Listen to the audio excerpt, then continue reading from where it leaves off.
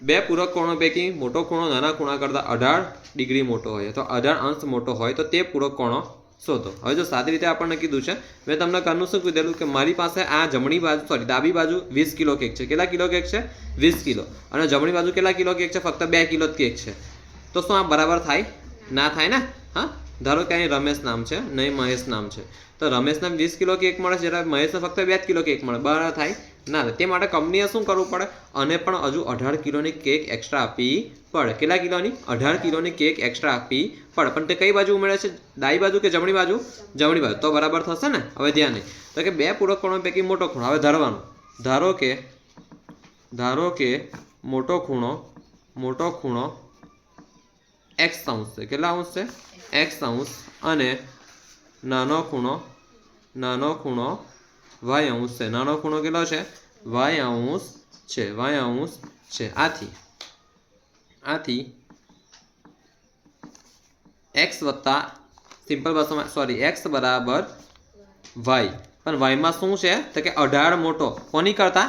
Simple ભાષામાં જો મોટો ખૂણો નાના ખૂણા કરતા, તો કે મોટામાં તો નહીં ઉમેરવાનું ને, નાનામાં જ ઉમેરવાનું। સાદી રીતે y માં શું ઉમેરીશ? 18। કેટલા ઉમેરીશ? 18। શું કેટલા ઉમેરીશ? 18। x છે, અંશ નથી કરી દીધો મેં, ચાલો કેટલા ઉમેરવાનું છે? 18। અહીં લગીને હદ પડી અને આપણું સમીકરણ 1 ડાયરેક્ટ જ ખબર પડે, x બરાબર y વત્તા 18।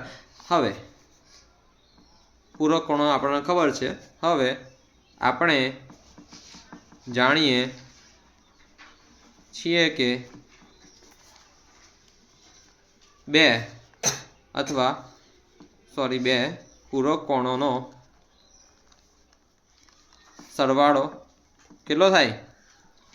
180 થાય, 180 અંશ થાય। તો માટે x વત્તા y બરાબર કેટલા?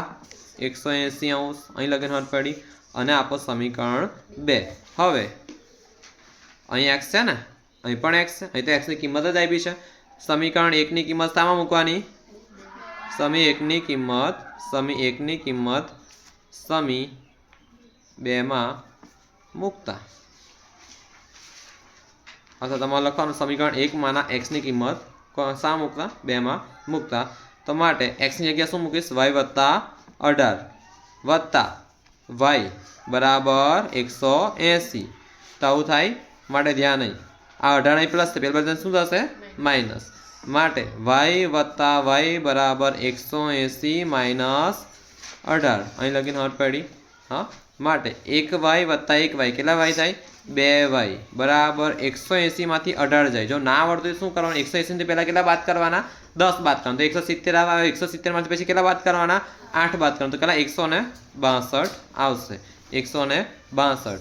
માટે y બરાબર 162 છેદમાં બગડે 2। હવે આપણને ખબર છે, જો ડાયરેક્ટ આવડતું હોય આવી રીતે તો કોઈ વાંધો નહીં, કે 2 અઠ્ઠા 16 ને 2 એકુ 2, તો 81 જવાબ આવશે। 81 જવાબ નહીં આવે, જો આગળ કરવાનું છે, ધ્યાન નહીં। 162 ભાગ્યા 2 તમને શીખવાડું છું। 2 અઠ્ઠા 16, 16 માંથી 16 જાય તો 0 અને બગડે 2 ને નીચે ઉતાર્યો, 2 એકુ 2, તો 81 જવાબ આવી રીતના આવે, બરાબર છે? ડાયરેક્ટ જ કરવું, બરાબર। તો y બરાબર કેટલું આવ્યું? 81। કેટલું આવ્યું? 81। હવે y ની કિંમત આપણે ક્યાં મૂકવાની? સમીકરણ 1 માં, કેમ કે સમીકરણ 2 ને આપણે સિમ્પલ ભાષામાં મહત્વ આપ્યું છે, હવે સમીકરણ 1 ને આપીશું, બરાબર ને? તો x ની કિંમત પણ મળી જશે આપણને। હવે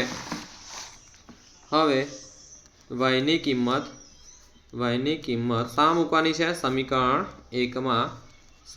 1 માં મૂકતા, તો x બરાબર y ની જગ્યાએ કેટલા લખીશું? 81 વત્તા 18 તો છે જ, 18 તો આ છે જ, 8 ને 1 9, 8 ને 1 9, તો માટે x બરાબર કેટલું આવ્યું? 99।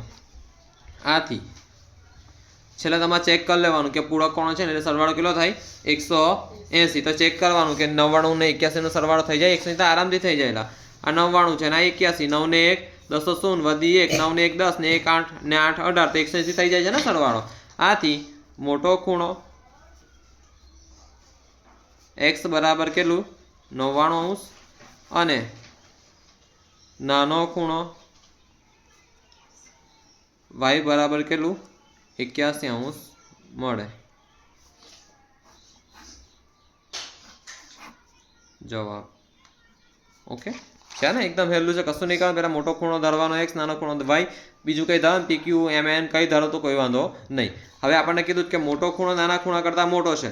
કોની કરતાં? નાના ખૂણા કરતાં. જેનાથી, જેનો, જેની, જેનું, જેના કરતાં એ કેવું સામે ઉમેરો કરવાનો. નાનામાં જે પણ અહીંયા આપેલું હોય તેની આગળ ઉમેરો કરવાનો. સિમ્પલ ભાષામાં તમને આ રીતે પણ સમજાયું હતું, બરાબર છે. હવે આપણે જાણીએ કે બે પૂર્ણાંકોનો સરવાળો કેટલો થાય? 180° થાય. તો સિમ્પલ x + y = 180. હવે x ની કિંમત જે આપણને મળી છે તે ક્યાં મૂકવાની? આની અંદર મૂકવાની. તો y + y કેટલા થશે? 2y થશે. 18 આમ જશે તો કેટલા થશે? 180 માંથી 18 તો 162. 2y = 162 તો y = 162 છેદમાં 2 તો y બરાબર કેટલું મળ્યું? 81. આ y ની કિંમત સમીકરણ 1 માં મૂકવાનું. તો સિમ્પલ 81 + 18 99, મોટો 99, નાનો 81 મળે, બરાબર છે.